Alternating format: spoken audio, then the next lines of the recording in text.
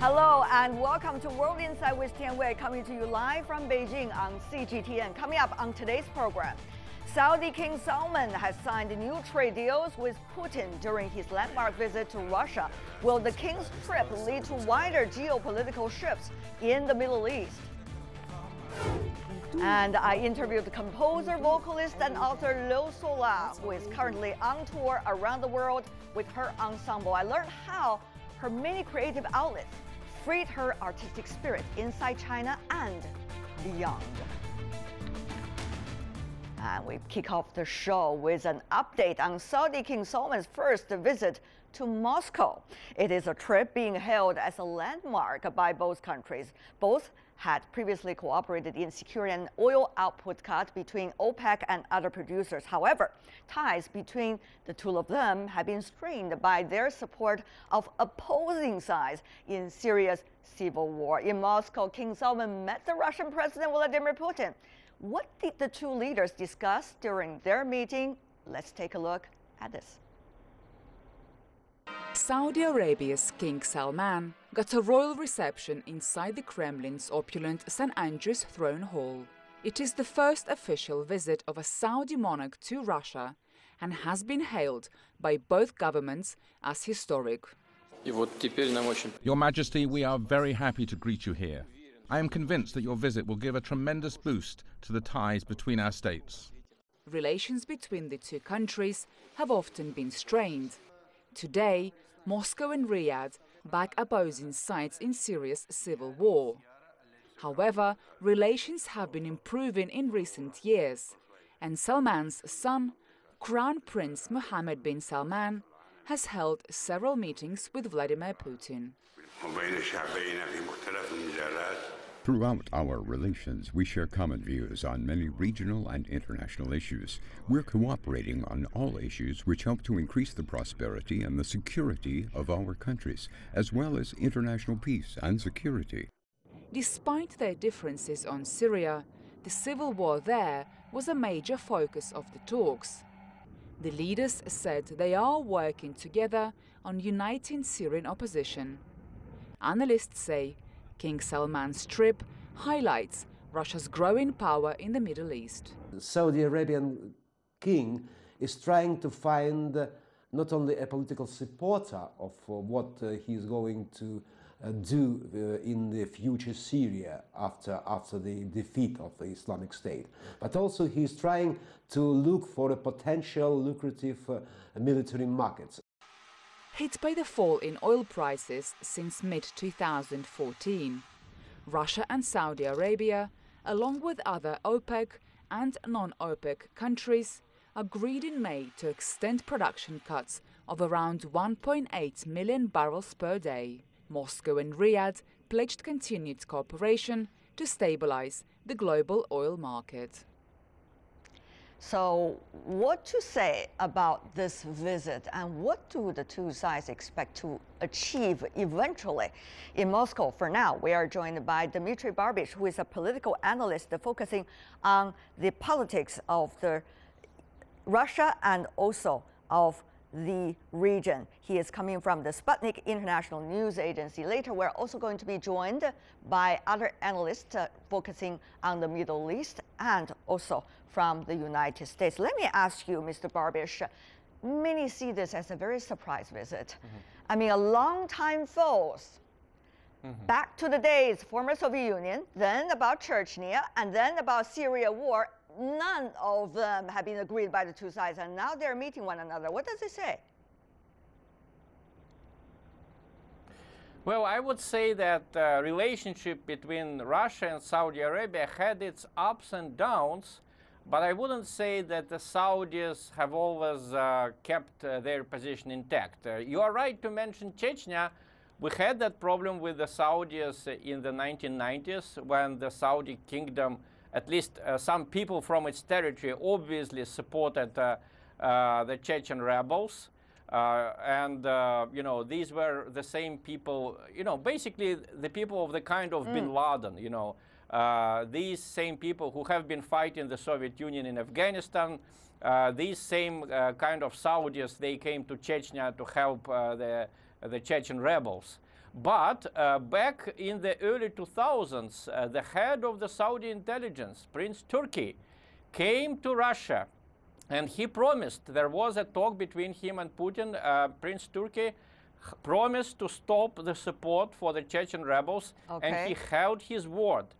If you look at the history of the Chechen conflict, the power of the uprising in Chechnya started to wane exactly at the moment when the Saudis stopped supplying them with money. But what about the civil war in Syria? I mean, Russia certainly is supporting the Syria president. Well, Saudi Arabia totally against. Yes. Well, the next point of friction was in 2011, when obviously the Saudi kingdom supported the armed uprising in Syria while Russia supported the government. And for 4 years there was no talk between us, but in 2015 the crown prince, Prince Mohammed bin Salman, came to Russia. Again, it was the Saudi initiative. He came to Russia and he started mending the ties, promising Saudi investment. Why did that happen? I can explain. First, during the war, the Saudis basically tried to bribe Russia. They offered billions in exchange for the cessation of Russian support for President Assad. This could have worked in Yeltsin's times, but Putin is simply a different kind of president. He will not allow Russia to be humiliated by basically being bribed. So how can you explain the so making the Saudis offenses? Realized it. Yes. So how can you explain in brief words what does it mean now? That's what I'm coming to.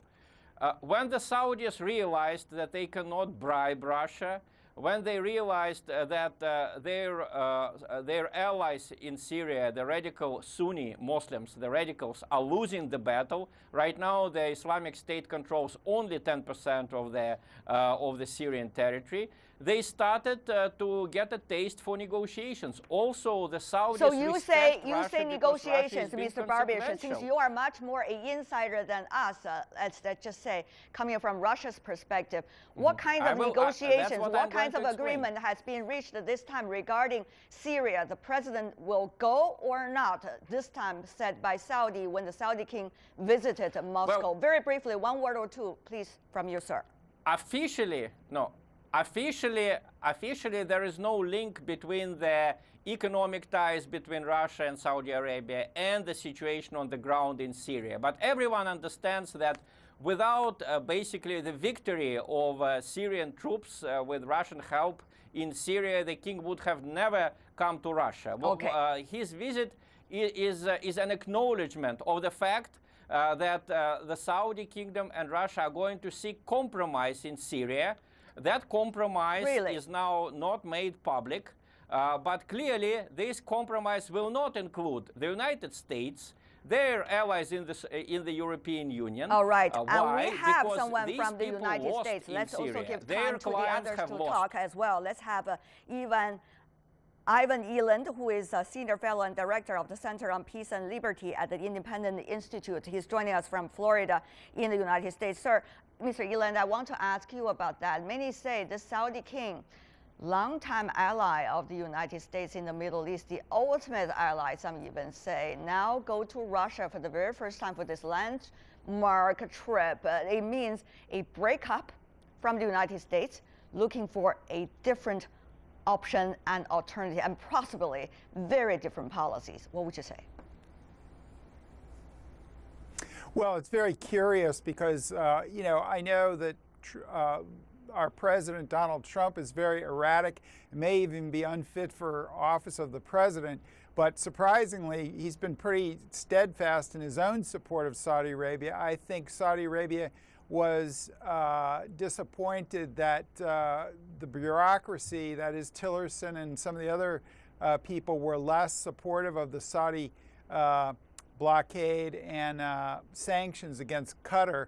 And I think so. I think the Saudis do feel that he's unreliable. The president of the United States is unreliable because there's a tension within the government on what to do about Saudi's actions. And there's also tensions over the Yemen issue because Saudi Arabia has been really bombing Yemen indiscriminately for a long time. So I think there's turmoil in the U.S. government as to what to do about Saudi Arabia, and they're picking up that uncertainty, right. Even though Trump himself has been pretty supportive of Saudi Arabia, but the underlying government, the bureaucracies, have not been as supportive, have been more even-handed in the Yemen issue and also in the Qatar issue. You know, so Mr. Eiland, I think that's why he's going to Russia. Mm-hmm. But Mr. Eiland, you know how much distrust or lack of trust there has to be for a long-time ally between Saudi Arabia and the United States. Now,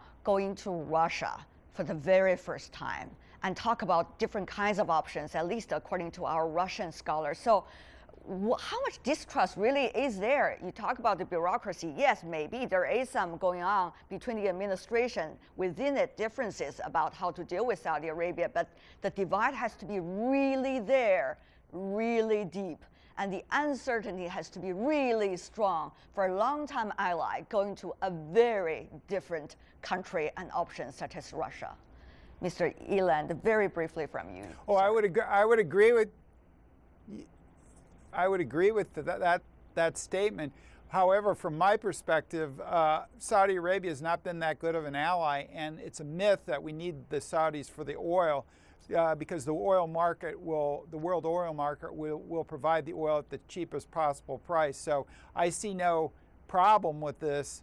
But that's certainly what you said is true. I think the Saudis are nervous that the U.S. Has become an unreliable ally and are seeking to hedge their bets by going to Russia. And now we're also joined in Washington, D.C., AlAhmed, who is the director of the Institute for Gulf Affairs. He's certainly a scholar for the Saudi analyzing, and also he's been focusing on the politics of the Persian Gulf region and also the Middle East as a whole. It's great to have you, sir. Listening to your other colleagues, their comments, this is going to be quite a different approach King Salman took compared to all his predecessors in the past decades, going to Russia and seeking an option different from the United States. I'm sure he's going to meet a lot of different opinions back at home.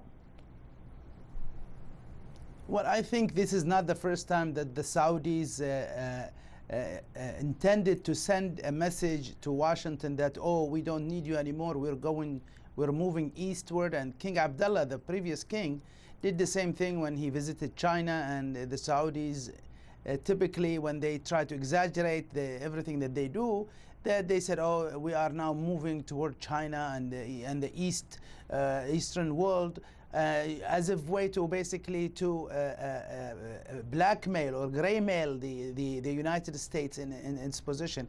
I do not think this visit is of important in terms of strategically.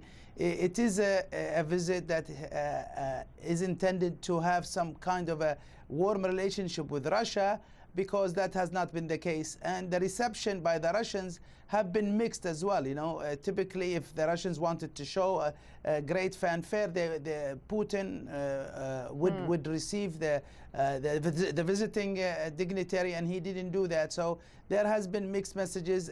Not much has come out of this visit, but signing memorandums of understanding. I see. So I don't think this is really a big visit like the Saudis are trying hard to make it. Maybe to push the Americans to do something. I'm not sure, but I don't really see it as a historical visit, except the fact that this is the first Saudi king to visit Moscow. Well, that is already quite significant, isn't it, given what the governance style is like in Saudi Arabia. Mr. Ahmed, I want to just ask you one further question briefly. We look at Russia, look at Saudi Arabia. Both are oil exporters. They are big oil exporters. They are competitors with one another. Think about that. And now they're meeting one another, and now they're showing a very warm attitude toward each other. Is this not going to be strategic, as you just mentioned? Is this going to be all make-up for both countries? I just don't believe that, Mr. Ahmed. Well, before the king himself visited, one thing we must understand, that the king visit to Moscow is ceremonial, because he is not the person who actually makes the decision anymore. It's his son, His son visited Russia earlier this year, and I think that was much more important because that's the business side of the visit. There is an importance in the fact that these are leading oil exporters, and they talk. However, the Russians are very upset at the Saudis undermining their own economy by selling cheap oil. And I think that was one of the issues the Russians have had with the Saudis, and I think the relationship is really, this is a major issue. The Obama administration asked the Saudis to drop the oil prices to hurt Russia, and the Russians have not forgotten that. So I do not see a lot of improvement in the relationship. And the Russians have actually did a lot of assistance to the Saudis by supporting their war in Yemen by being absent or by not objecting to that war. So I think the relationship are going to be okay, but it's not going to be fantastic. It will never replace the Saudi-American relationship like some might say. All right. We only have 1 minute left for both of the other two gentlemen. Very briefly from you, we are talking about dramatic geopolitical changes or not as a result of this visit and the earlier visit by the prince, and probably more to come between Saudi Arabia, Russia, the United States, and the regions. Mr. Barbish, very briefly from you. 30 seconds. Thank you, sir. Very briefly. Well, I don't think we're going to see a major change, because major change has already occurred when the Islamists lost in Syria. I would point your attention to the fact that the United States supported what Mr. Eiland called indiscriminate bombing of Yemen by the Saudis. So you have to blame President Obama and not President Trump for the breach of trust, for the lack of trust between Saudi Arabia and the United States. And last but not least, I think that relations between Russia and Saudi Arabia indeed vastly improved, primarily because Russia was consequential, unlike the United States, who betrayed their ally Mubarak and many other allies in the Middle East. Okay, Mr. Eiland, finally your turn. 30 seconds. Thank you, sir. Yes, I agree with your other guests in Washington. I think there's a limit to the improvement that can happen simply because the two countries have different interests in the Middle East, specifically on Syria and relating to Iran. So I think it is limited, but also it is a significant development in that you know, they're trying to coordinate oil prices, which I don't think is going to work either, simply because there's so much cheating in any oil agreement, whether it's within OPEC or between OPEC and Russia. Things are complicated, but we are seeing an unprecedented visit by the Saudi king to Russia. Thank you so much, the three of you gentlemen, for sharing your ideas and analysis. Ivan Eiland, Dmitry Barbish, Ali AlAhmed, thank you, really appreciate it. And you're watching World Insight with Tian Wei, coming to you live from Beijing. Still to come on our program, I interviewed composer, vocalist, and author Liu Sola, who is currently on tour around the world with her ensemble. We learn how her many creative outlets freed her artistic spirit inside China and beyond.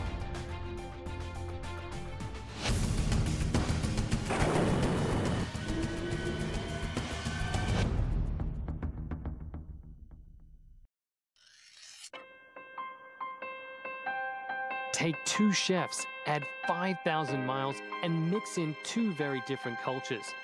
This is a story of unlikely companions united through the language of food on a journey of discovery and reinvention.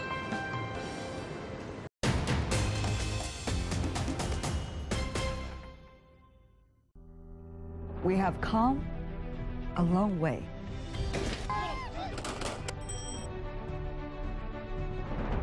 Changes happen, and fast, from all corners, different lives, voices, and visions.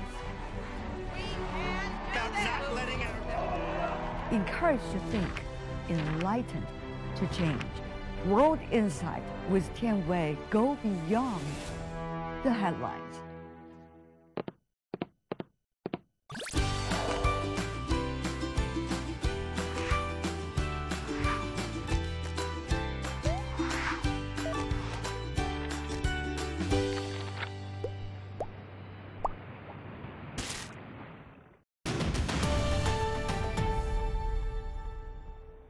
Welcome back. You're watching World Insight with Tian Wei, coming to you Monday to Friday on CGTN.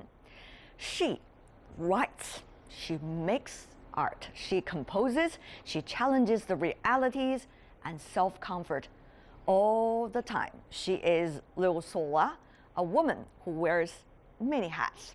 Liu started in the 1980s as an author, just as China opened up to the outside world, yet she was not indulged in simply being a big name, but prefers to play with artistic genres.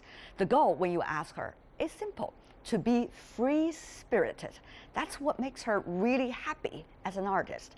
I visited her home, which is also her studio, in the suburbs of Beijing, right before she tours with longtime collaborators around the world as Liu Sola and Friends Ensemble. We started our conversation from, well, 30 years ago. China was on its path of rapid development. I guess for you, as a young woman then, it must be a very different experience, as an artist too. Yeah, it was really so much opportunities, but then there's lots of opportunity can be good and bad. Both, you know, like for me, I thought I didn't really care that much about all those opportunities coming, you know, throw you Like any young artist there, young people, that you get so many trends. Like everything can throw to you from inside China, outside China that time. But you have to be careful. So I was very careful. What were your standards then? To be honest to myself, honest to people. If I continue something, even I'm not happy about it, I better just stop, not to lie to the audience. Your work, for example, is really about yourself or about your friends. I mean, it is a story about the Chinese modern music group, you know, in a way. I just wonder how your friends reacted to your work. They probably could identify one or two of their own stories in it. Most of it, they're very happy. And sometimes some of them, they feel very like suspicious. What are you talking? What are you trying to do with us? Yeah. At that time, Chinese modern music, if we use that phrase, yes. was pretty much similar to the 1940s America. Not America, it's European. So we were repeating the 1940s modern music tradition. In China, the special thing about China is because we had many years isolated for music education. Our generation was really the most lucky generation in the conservatory, because at that time, conservatory teachers, they were very open, also really help us to develop our imagination. We get a lot of help from the teachers, and the library was open. We can go digging. Curiosity, my composer classmates, they all really very curiosity young composers. The good thing about them is that they want to create their own, own style based on who they are. They already have the conscious that who they are. Usually, for students, it takes a long time. You study the knowledge of music, study technical music, then after graduation, then you create your own style. But for us, it was like everything shrunk in a few years. We have to immediately develop our own style, and at the same time, there was so many knowledge from outside. You grab it without actually too much judgment, just grab it in a few years, and then so much knowledge also about Chinese music, also about everything together. So it's hard for us actually to absorb and create at the same time. But I think some of them, they really did well. And you did well too. I did well after I graduated. For me, even the modern music was too established for me. By that time, that's what I feel, instinctively I feel, because anything established, I have questions. I think that time I was young, I was rebellious, I was living in the time, the moment. I love rock and roll. That is well known. Yeah. I feel rock and roll was more like fits my personality, fits what I want to say. Better than the modern music. Modern music was too old for me that time. Even there was a new for Chinese composer, but still I feel too old for me. Immediately after graduation, I switched to rock and roll. Do you still like that music when you know, it's over. It's over for it's me. Over. It's over. It's old. Why? Why is it old for you? Why is it old for you? After I went to England, I found that it's too old. I really was mixed with British rock and roll people. Then I start to understand rock and roll history. And then I start to meet those legendary rock and roll people. Then I find that mentality also doesn't fit me. Then I switch to jazz. Then I meet Ornette Coleman. He really opened the door for me. He doesn't even talk about music. He told me that music, this word is too old. Sound. I remember he said, hey girl, we don't talk about music anymore. We talk about sound. You remember this word, sound.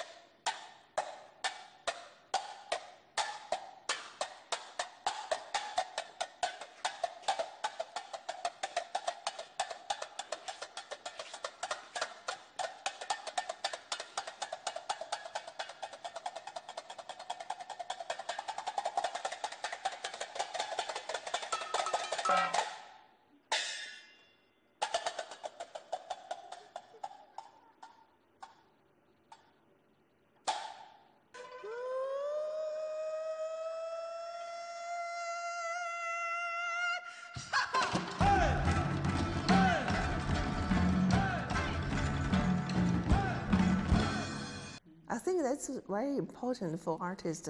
You do what you do every day. That's already who you are. It's what you do well, and then you do seriously, and you care about all the details, and then you think about what you do. That's already, you've done a lot. You don't need to think about the big title and the big thing and I don't think about big picture. But you know, think about this a lot. Back in the 1980s, you were this big name among the younger generation of Chinese. And of course, your fields of art has developed so much in different areas. But now people look at you, they would rather describe you as an avant-garde artist, as an outlier. How do you like that? I don't care. Whatever you describe me, I don't care. In your lifetime, there's always lots of opportunities open to you. You choose your position, it's your decision. One step you choose wrong, then you go to a wrong way. That's what I know. I knew this when I was young. There's something there can encourage you to be very ambitious. I saw that as a danger. I would refuse. I don't go, I don't go for ambitions. I go for detail. Very interesting. I like that. Everything you said, I love that. But when you think about it, the further you walk away from the so-called mainstream, the further you, quote unquote, don't care, the fewer companion you could have, possibly. So I guess it has a lot to do with, you're waving your head. No. Let's say I sometimes really feel very surprised. I have so many friends. Like the other day, this exhibition in Tokyo Gallery, you heard. There's so many artists showed and then show their support, and they all accepted this live broadcast interview. Which is not easy for artists usually. So many artists, they all talked very enthusiastically about it. Actually, it's not about me. They all talk about their idea of art. I think they all looking for something happen to use this chance to talk about their own idea. There's most of the people, what I feel, actually, the most artists most artists are outside. And even some of you think they're inside, they're actually outside. But you really think about it, if we talk about rock and roll, this music has become such a commercialized genre these days. So you see these festivals everywhere. Now it's not can't be part of the art scene. Yeah, and secondly, if you think about jazz, it is also becoming quite commercial. You see, jazz festivals, different kinds of traditional jazz, but free jazz is a part still, of art. Yeah. Right, and you think about the other areas that you've been working on, even Chinese contemporary art. It is also very commercialized these days on the international stage, particularly. But only a few. People always look at that a few. A few made a big fusion, big success, big money, and you think everybody like that. It's not. I don't call it a struggle. People always think if artists don't make enough, they call it a struggle. It's not. I don't look at, you have less money, you struggle. You don't struggle. And we are happy because there's so many people in the world, most of artists, they just happily do what they do. You're happy about what these days? I'm just happy about everything. Like people think, you still work and you still work so hard. They kind of sympathize with me. Yeah, people just like to retire early, talk about either big success or big money or happy, easy life. Don't work. But that's not you. No, I don't see myself doing that. I see myself will be working my music all my life. And when I take my musicians tour and travel, people said, God, are you happy about this? I said, I'm so happy. As soon as I see them, I'm happy.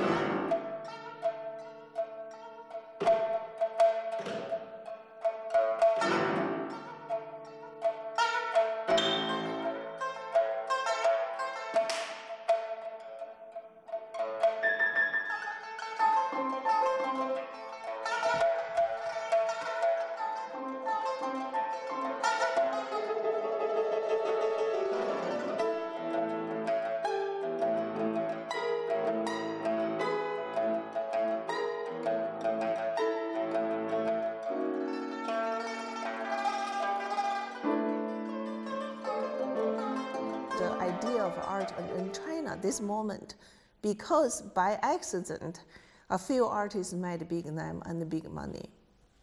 And then we have this very kind of a rough idea, like a stereotypes. Also blurred idea about the world, about the international world. I think everybody should live like if you do film, you should live like Hollywood film stars.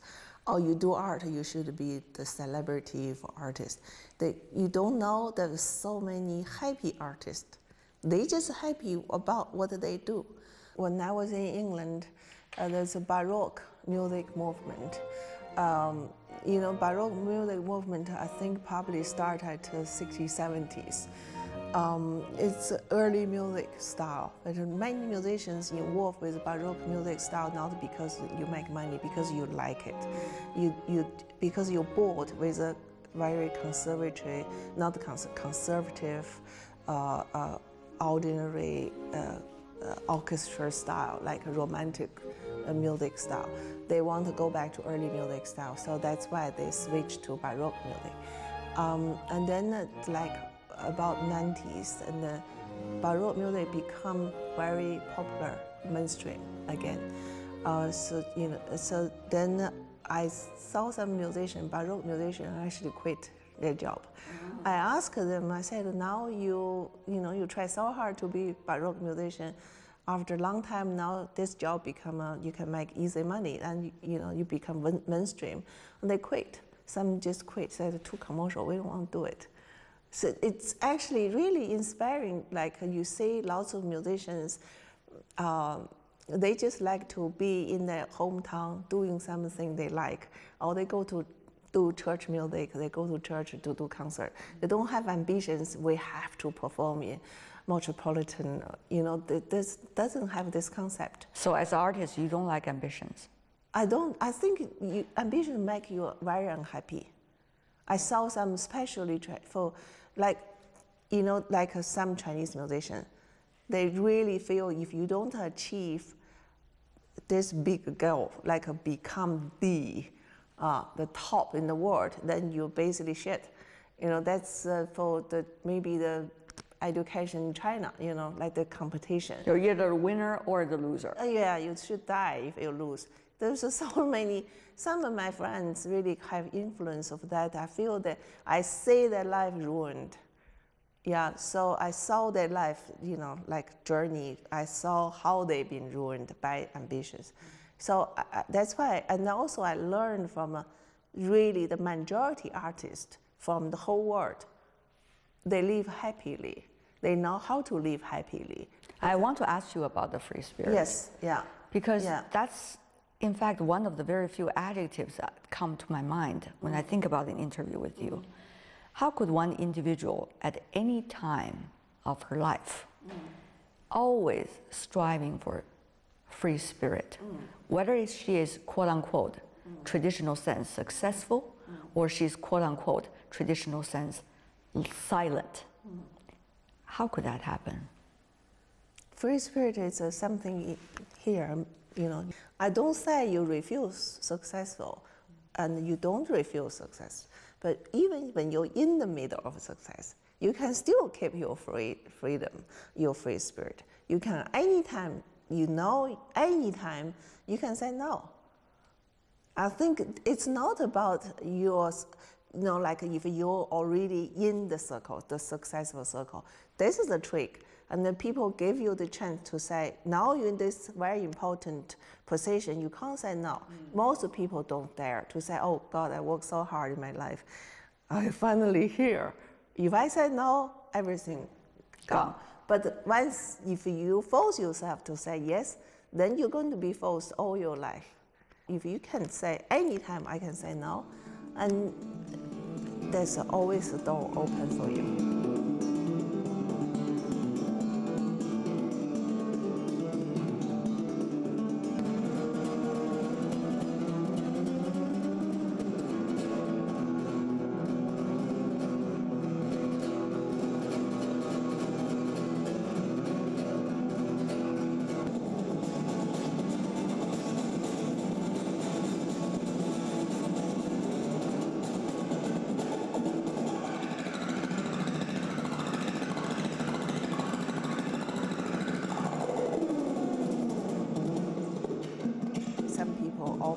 Asking me, do you want to perform in a stadium with your ensemble? I said, no, it's too big.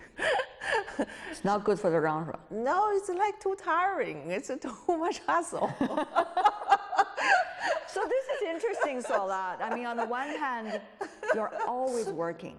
You're always working for something you believe is important to you, to your art. On the other hand, you don't like to be quote-unquote tired and exhausted. I don't want to please be tricked. The other. Can many afford this kind of free spirit as you do in China? I mean, after all, people would say you're coming from a very special family. You yourself went to the United States very early in your years. You saw a lot of things. You come back, you're materially affluent, and therefore you can do anything that you want.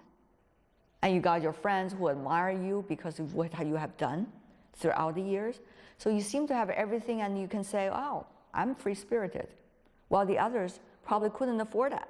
Anything good is a sacrifice to get it. You have to pay the sacrifice. I paid lots of sacrifice. I learned my lessons.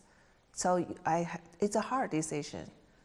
You know, then how to learn, because then I have lots of friends overseas. I meet friends, some friends like, so either they very successful or really not successful but brilliant. I really value to learn from those musicians, or not artists, artists, musicians, whatever people. Yeah, they teach me, they told me so many things. You know, like even the most successful artists in the States, they told me how to keep free spirit. That's one thing I learned from everybody. Talking about the free spirit, once again, you see the Chinese society changes. Yeah. A lot of amazing things happen, but a lot of things remain the same. Yeah. How do you, as an artist, at the very beginning until today, try to be conscious about everything going on there? Yeah. but at the same time, readjust yourself to be able to get your voice heard and to be able to keep your friends around? I think actually to get your voice heard, it was never my concern. If you know, that's why there's one example. When I was writing You Have No Choice, I thought I just gave to 20 people. I thought I just type out, you know, like at time it even doesn't have type. I just write it down and then and copy them. Copy 20 copies, give to 20 for my friends. If they read it, said, "Oh, it's interesting, fun." That's it. That's all I was wish. I didn't know it become like this. So that's why, from my own experience, I feel there's lots of things happens without knowing. Like if you try too hard, actually, it ruins your spirit. It ruins your whole life. Eventually, even you may get it. When you got it, you probably can't even enjoy it. You know, because you lose too much because of that purpose. But if you do things, you may get something, and then everything happened. You appreciate. That's what I feel. Like it's. I think I can set up an example for the young people to work hard. Just keep doing it. Look at the details. What you do. Just look at this much. This much eventually will become that much. Maybe sometimes. But even if it doesn't become big, you look at this much and you enjoy it. You'll really find that more and more you enjoy things. Do you think you're typical of Chinese female artists, or very, very different from most of the mainstream? I don't know. I don't think about this. Do you care? I don't care. I like it. I just like it. Sola, a free-spirited Sola, inside out. Thank you so much. Okay, thank you. Thank you for being with us. Thank you. All the best. Okay. That was Sola, absolutely a fun person, free-spirited woman. And that is all the time we have for today. If you'd like to see more, try to find us, World Insight CGTN, in your search engine, or check out our YouTube channel. You can also follow us on Twitter, Facebook, and Sina Weibo. From me, Tian Wei, and everyone on the World Insight team, thanks for watching, and tune in again next time for insights across China and around the world. Good night.